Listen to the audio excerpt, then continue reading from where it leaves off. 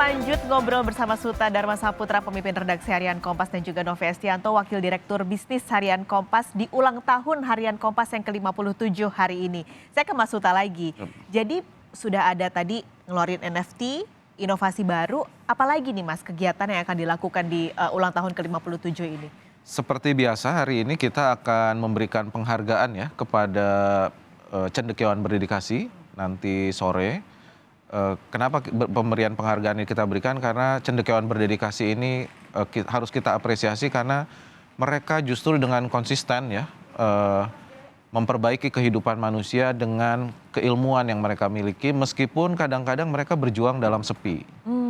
Jadi kita justru harus memberikan penghargaan dan tidak ada negara yang maju tanpa didukung dengan cendekiawan yang berdedikasi begitu. Jadi itu cita-cita dari Pak Yaakob Utama ya sejak lama, sehingga kita setiap tahun selalu memberikan penghargaan kepada para cendekiawan berdedikasi. Banyak sekali cendekiawan berdedikasi di negeri ini, tetapi untuk tahun ini kita memilih 2. Siapa dia? Tunggu saja nanti sore. Oke, ini yang juga pasti dinanti. Ya, Ada kemudian persiapan... yang kedua adalah kita juga rutin memilih cerpen terbaik Kompas. Itu nanti akan kita selenggarakan malam hari.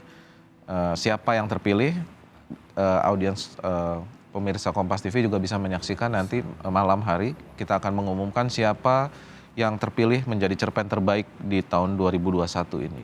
Kurang lebih begitu, Mbak Pascal. Ada cendekiawan terbaik, lalu juga ada cerpen terbaik yang akan dipilih. Ini saya tunjukin lagi nih halaman mukanya. Tadi kan dari yang besar ke semakin mengecil, menguatkan kembali relasi penghuni bumi. Tapi pemaknaan ini akan ada juga nggak sih Mas di lapangan?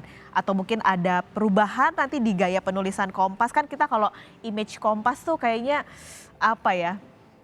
Koran yang kayaknya kaku gitu loh Mas, mungkin ada di beberapa image, apalagi buat anak-anak milenial. Ada nggak sih pemaknaan dan perubahan nantinya di tema tahun ini? Ya, kita masih terus berinovasi ya, bertransformasi.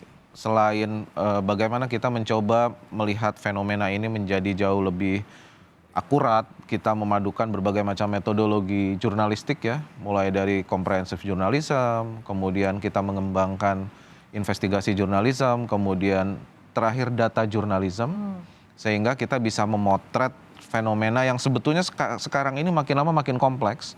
Saya juga ingin mengingatkan nih di sini audiens Kompas TV ya, sangat ironis ketika dunia ini makin kompleks, tapi informasi yang dibaca justru makin sederhana. Nah itu justru sangat berbahaya sebetulnya. Nah oleh karena itu, tapi kita juga punya tugas bagaimana menyajikan sesuatu yang kompleks itu menjadi sederhana dan menarik. Nah itu mungkin PR kita, dan Kompas terus bertransformasi selain melalui koran, melalui digital, kemudian kita juga ada digital berlangganan ya, kemudian kita juga ada digital interaktif, dan yang terakhir NFT ini begitu. Sehingga harapannya NFT ini kan teknologi rantai blok ya, yang memastikan siapapun bisa mengkonsumsinya, tetapi juga sekaligus selain merawat memori, tetapi juga mengapresiasi kreasi gitu, baik itu seni dan terakhir karya kerja-kerja jurnalistik sebetulnya itu, Mbak Paskalis. Oke, merawat memori melalui NFT. Pertanyaannya Mas Novi, kenapa sih milih NFT? Padahal kan sebenarnya di dunia digital ini banyak kok akses-akses yang lain, tapi kenapa milih NFT? Kembali lagi Mbak, jadi kalau saya lihat Kompas khas dengan bagaimana gaya jurnalisme Kompas bisa merekam setiap peristiwa atau warna Indonesia dari tahun 65 sampai hari ini. Dan tentu saja kekayaan itu kita coba tawarkan ke publik. Dan dari sana kita lihat juga bagaimana publik bisa ikut menghargai karya jurnalistik dan kreatornya. Tadi yang seperti disampaikan Mas Suta, karena 2 hal itu yang menjadi khas NFT. Dan di sisi lain menariknya NFT Kompas, kita akan mencoba menawarkan 3 variabel penting. Yang pertama soal kelangkaan atau rarity, kemudian yang kedua soal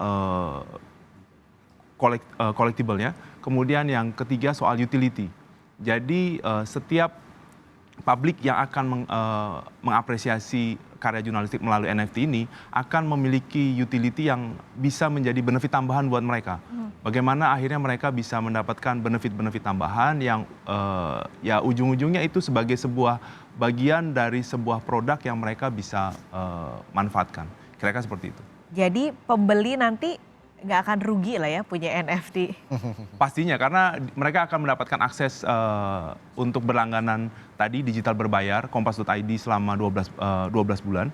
Kemudian di sisi lain mereka akan mendapatkan merchandise seperti yang dipakai oleh saya dan Mas Suta. Okay. Jadi front cover dari harian Kompas mereka bisa pilih. Kemudian mereka juga akan mendapatkan sebuah benefit lain untuk mendapatkan penambahan pengetahuan untuk ikut ke pelatihan Kompas Institute. Jadi mereka bisa mendapatkan seperti itu, plus mereka juga bisa mendapatkan benefit tambahan untuk diskon di gerai Kompas. Dalam arti mereka bisa membeli buku atau merchandise lain yang menurut mereka menarik dan mereka ingin memilikinya. Kira-kira seperti itu. Jadi semua paket lengkap bisa didapat. Itu hanya berlaku hari itu ini? baru 30%-nya ya Mbak. Waduh. Jadi utility ini memang Banyak baru banget nih 30% yang kita tawarkan ke publik. Oke. Harapannya nanti di edisi NFT kedua dan ketiga kami akan memberikan benefit-benefit yang lebih maksimal ke publik. Jadi ada nih ya, edisi kedua, edisi ketiga, edisi keempat.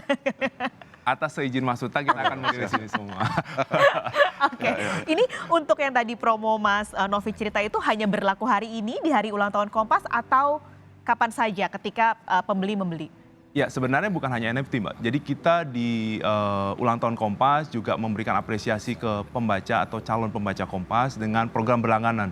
Jadi pada saat di 1 bulan ini calon pelanggan Kompas ingin berlangganan harian Kompas atau berlangganan digital berbayar, ada tambahan benefit promo dan tambahan-tambahan seperti voucher berbelanja, kemudian diskon untuk pembelian produk-produk Kompas di gerai, dan satu lagi ya mereka bisa, hari ini kan ramai dengan PRJ.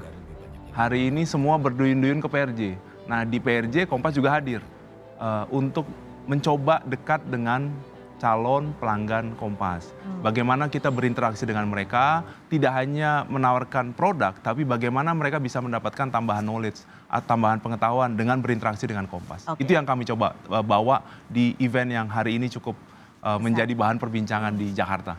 Dan kembali lagi jadi rekoneksi tadi ya, menghubungkan kembali makhluk-makhluk bumi, terutama tadi di PRJ dan Kompas semakin dekat dengan masyarakat. Terima kasih Mas Suta, Mas Novi perbincangannya. Semoga NFT-nya sukses, ada NFT sampai ke 30, 40 mungkin atas izin Mas Suta. Terima kasih sekali lagi, sehat selalu Mas Suta, Mas Novi. Terima kasih.